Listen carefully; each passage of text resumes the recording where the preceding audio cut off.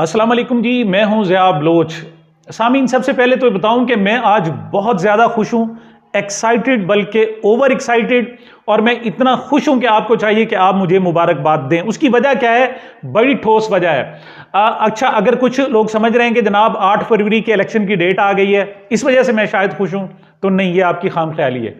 ये तो जनाब खुशी की एक बाई प्रोडक्ट है। असल मेरी खुशी कुछ और है। और इससे पहले कि मैं आगे बढ़ूं और 8 फरवरी के इलेक्शन की बात करूं, मैं पहले आपको खुशी का ऐलान कर रहा हूं, लेकिन उसकी डिटेल बाद में बताऊंगा कि मैं कैसे ये सारा मौजूदा सरंजाम हुआ।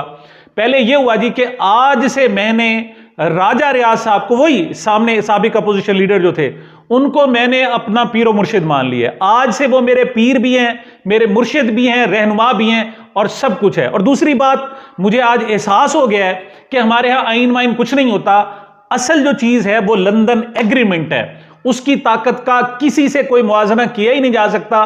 और इसी तरीके से जो मेरे पीर और मेरे मुर्शिद राजा रियाज साहब की जनाब जो करामात हैं, दुनिया का कोई शख्स भी आ जाए उसके जनाब अशरे शीर भी नहीं है। लिहाजा ये मेरी खुशी की वजह है। अब बात करते हैं जनाब इलेक्शन। और ये मैंने किया क्यों किया? इस वजह से जनाब कि आज मामला गया था सुप्रीम कोर्ट में और उसमें इमरान खान की पिटीशन थी। अली जफर जनाब वो ये पिटीशन लेकर गए थे। उन्होंने कहा था जी 90 रोज में इलेक्शन कराए जाए। अच्छा, आप लोग पूछ रहे होंगे, सोच रहे होंगे कि ये जो 8 फरवरी की डेट है, पहले आपको पता है 28 जनवरी यानी जनवरी का आखिरी हफ्ता बताया था हमारे इलेक्शन कमीशन ने। बाद में तब्दील करके जनाब उन्होंने कहा कि नहीं जी उसके बाद 11 फरवरी को इलेक्शन होंगे। लेकिन अब जो लेटेस्ट मैं आपको खबर बता रहा हूं वो 8 फरवरी पर इत्तफाक हो गया है। तो आप अगर समझते हैं कि इसके पीछे आइन है, आपकी खामख्याली है। आप समझते हैं कि इस फैसले के पीछे इमरान खान की कोई स्ट्रगल है, आपकी खामख्याली है। आप समझते हैं इसके पीछे जनाब इवन काजी उल कुज़ात साहब हैं, काजी साहब हैं और उनका जनाब प्रेशर है, कोई ना लाला, नहीं, ये भी नहीं है। तो इसके पीछे है क्या जनाब? इसके पीछे लंदन एग्रीमेंट है और कुछ नहीं है जी। मामला गया था जनाब ये सुप्रीम कोर्ट में और अली जफर साहब लेकर गए थे। और आपको पता है आगे जनाब चीफ जस्टिस साहब तो जनाब उन्हें बहुत बड़े मतलब माजी की चीजें उन्हें बहुत कुछ याद है। और उन्हें याद है कि उनके खिलाफ एक रेफरेंस भी भेजा गया था और इसी इमरान खान ने भेजा था, जो आज उनके पास पिटीशन लेकर आए हैं कि जनाब आप 90 दिन में इलेक्शन। उन्होंने कहा 90 दिन गुजर गए, अब क्या सुने हम? बात खत्म, रात गई, बात गई, बात खत्म हो गई। उन्होंने कहा नहीं जी, ये इंसानी हकूक का मामला है, फिर भी आप मेहरबानी करें सुन तो लें। उन्होंने कहा क्या सुनूं, 90 दिन गुजर गए, सदर ने क्यों नहीं खत लिखा, क्यों नहीं कहा जनाब? उन्होंने कहा जी हजरत खत लिखा है। उन्होंने कहा फिर ये किस किस्म का खत है? तो खत वहां पढ़कर भी सुनाया गया। तो जनाब 1.5 घंटा, पौने 2 घंटे टिका के क्लास ली जनाब सदर मुमलिकत की। उन्होंने कहा जी आप चाहते हैं कि हम सदर मुमलिकत के खिलाफ आर्टिकल 6 की कार्रवाई करें। आप यूं समझें कि सूरत हाल यह हुई कि एक शख्स ने झूठ बोला, बेवकूफ बनाया। अच्छा, पहले हम उससे जनाब उसे कहते रहे कि जनाब आपके साथ झूठ बोला गया है, आप जनाब।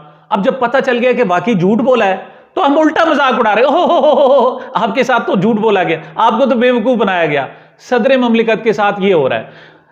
उनके साथ गलत बयानी करने वाले, आइन की गलत तशरीह करने वाले, आइन की गलत तौर पर पेश करने वाले 2 पार्टीज हैं बड़ी। कौन सी?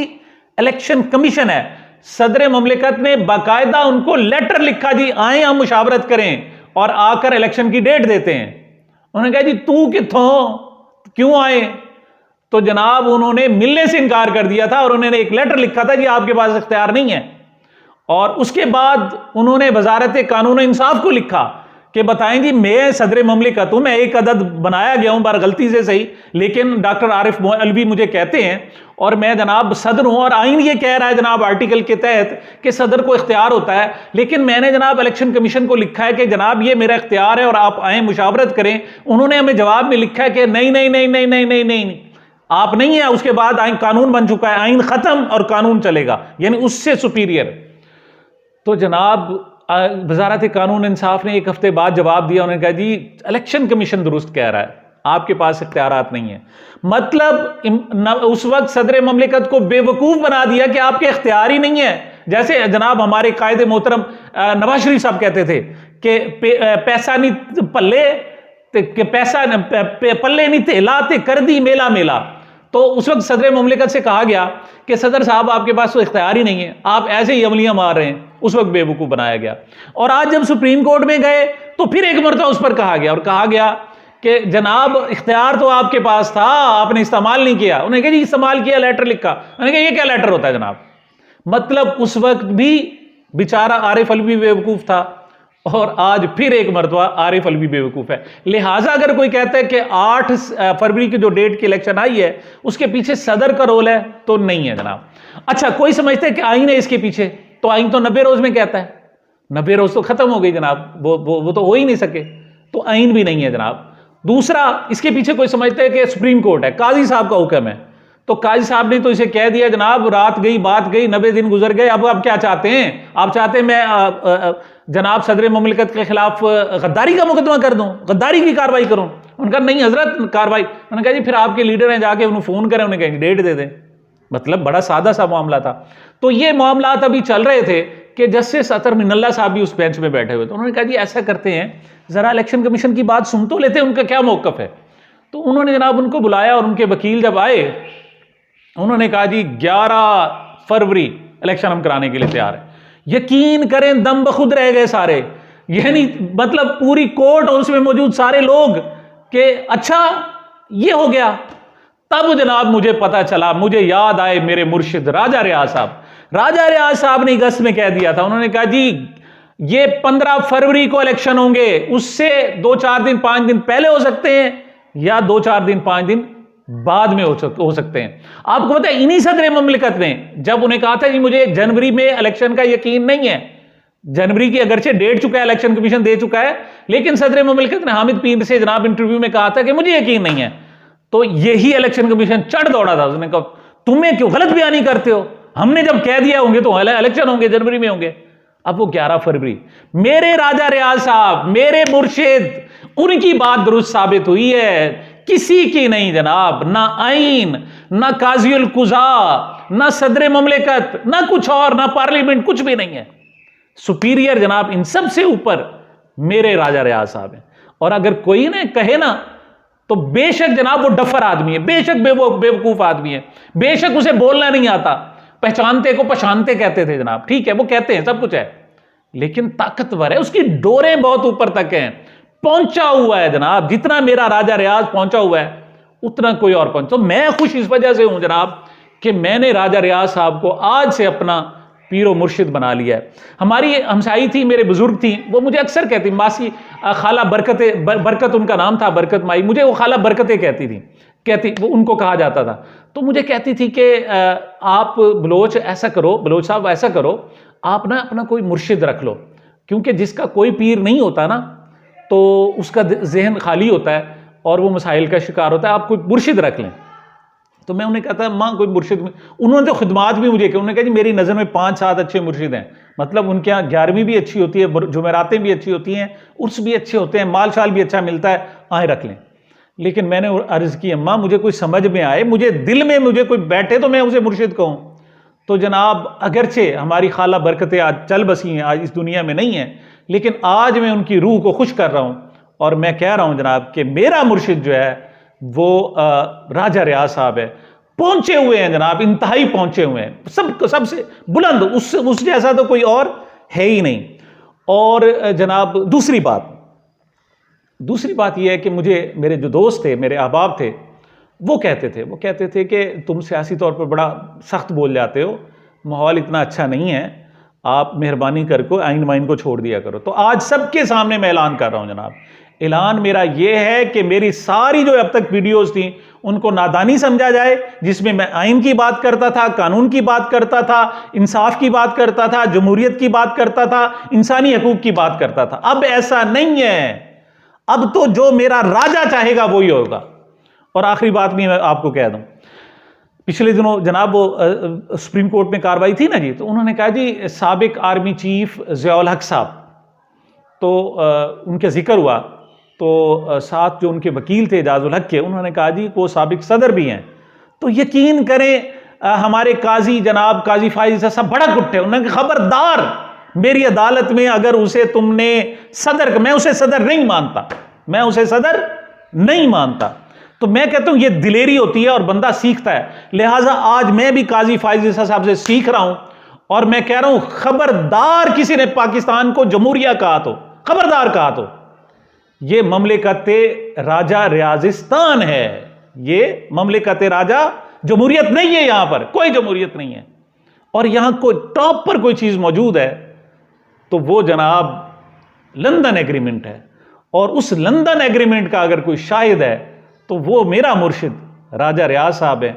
उससे ऊपर कख नहीं, कख नहीं, कख नहीं। आइंदा खबरदार अगर किसी ने मुझे कहा कि ये जमहूरिया है तो मैं लड़ पड़ूंगा जैसे काजी फाइज ईसा साहब लड़ पड़े थे, यकीन करो। लिहाजा आज मैं बहुत खुश हूं कि मुझे जनाब सियासी मुर्शिद मिल गया है और आइंदा से मैं इंशाअल्लाह आइन की बात भी नहीं करूंगा, इंसानी हकूक की बात भी नहीं करूंगा, मैं सच की बात भी नहीं करूंगा, बल्कि मेरा चूंकि मुर्शिद डफर है लिहाजा डफर बातें किया करूंगा। और वो चूंकि बेवकूफ़ है, वो बिकने वाला बिकाऊ माल है, लिहाजा वो जनाब मेरे लिए मेरे लिए सब कुछ है। और आज उसकी कही हुई हर एक बात साबित हो रही है, सच साबित हो रही है। बड़े बड़े बैठे थे जनाब, मैंने देखा बड़े आईनी माहिरीन, कानूनी माहिरीन। और भाई होता वही है जो राजा रियाज से आता है, कोई और नहीं होता, जो उनका कहका होता है। और जो मुझे डरा रहे थे जनाब के जनाब आप लापता कर दिए जाओगे, ये कर दिया जाएगा, वो कर दिए, बहुत बोलते हो, तुम्हारी जनाब बोलती बंद कर दी जाएगी। तो उनको भी आज मैं ऐलान करना चाहता हूं, भाई जिसका मुर्शिद राजा रियाज हो फिर किसमें जरूरत है उसको लापता करे? भला हो सकता है? कुछ भी नहीं हो सकता।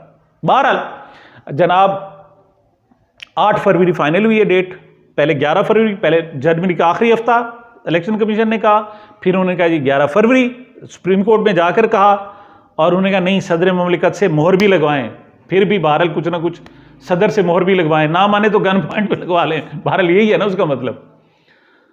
तो सदर ममलिकत ने जनाब कमाल किया, 3 दिन पीछे ले आए हैं, 11 की बजाय उन्होंने कहा नहीं इलेक्शन जल्दी होने चाहिए।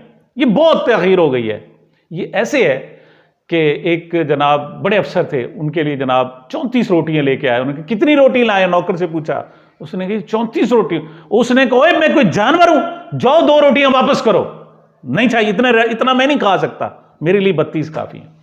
तो जनाब 11 फरवरी बहुत लेट थी जनाब, उन्होंने कहा नहीं 8 फरवरी पे जनाब इमा हो गया, अब उस पर जनाब इत्तफाक हो गया। लेकिन अगर कोई चाहता है ये हतमी, आज चीफ जस्टिस साहब ने कहा ना जी हमारी अदालत में जो फिर डेट आई फिर वो हतमी होगी, लेकिन मैं कहना चाहता हूं नहीं, चाहे होगा वही जो मेरा राजा चाहेगा, किसी और की बात नहीं होगी।